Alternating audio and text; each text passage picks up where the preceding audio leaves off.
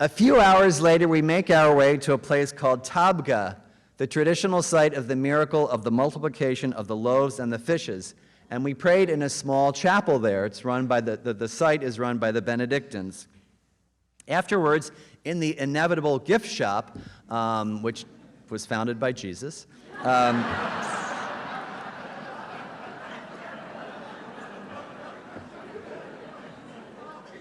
you know, we can only imagine or assume. Anyway, that 30% off. There's a Benedictine there, and I say to George, I'm going to ask him something, and he says, if you ask him about the Bay of Parables, I'm leaving.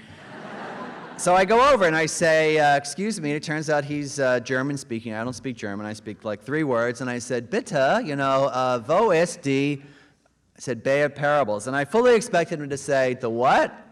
And he says, yeah, the Bay of Parables, yeah. I know the Bay of Parables. It's very close to here. So I was like, that's fantastic. So his German, my German was terrible, and he didn't speak very much English. So George, believe it or not just for the purposes of this story, George speaks fluent German, right? So I called George over, who was kind of embarrassed and like sort of looking at the cards to try to avoid talk about the Bay of Parables. And I said, could you translate? So the guy goes, blah, blah, blah, and he actually doesn't say blah, blah, blah. He says something in German. And so George translates, and he said, it's very close. It's near an opening in the bushes here. Yeah, there's an opening. There's an opening in the bush. And the guy says something again, and George looks at him, and he says, I think he said, follow the rocks that are painted violet? And the guy goes, yeah, the violet-colored rocks. They are violet color. So he makes us a little map, and under the blistering hot sun, it must have been 110 degrees, really. George and I follow his map. We go through the bush right near the chapel, and sure enough, almost trip over several boulders spray-painted purple. And George says, violets, they are violet-colored rocks. And guess what? Guess what? Immediately before us, the ground drops away from us, and we find ourselves on the rim of a naturally occurring amphitheater, right?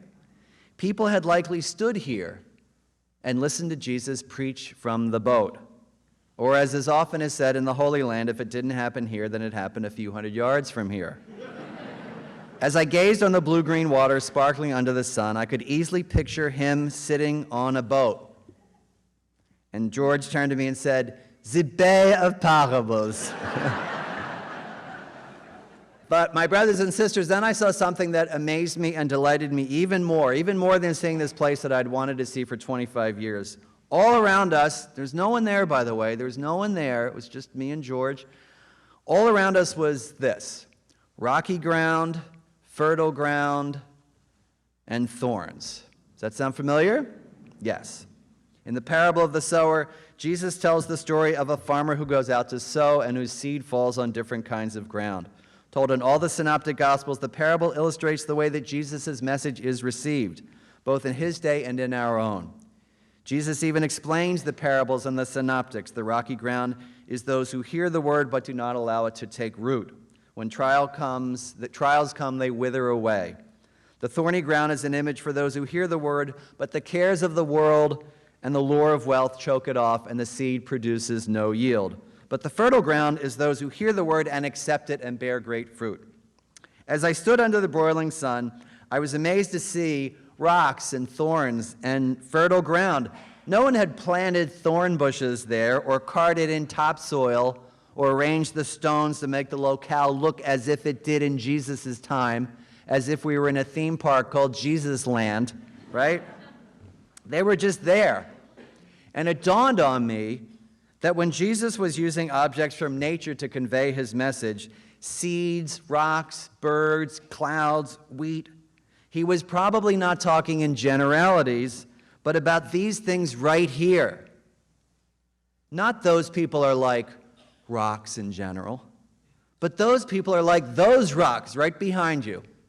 Not people like that are like thorns, but people like that are like those thorns. Turn around and look at that thorn bush behind you.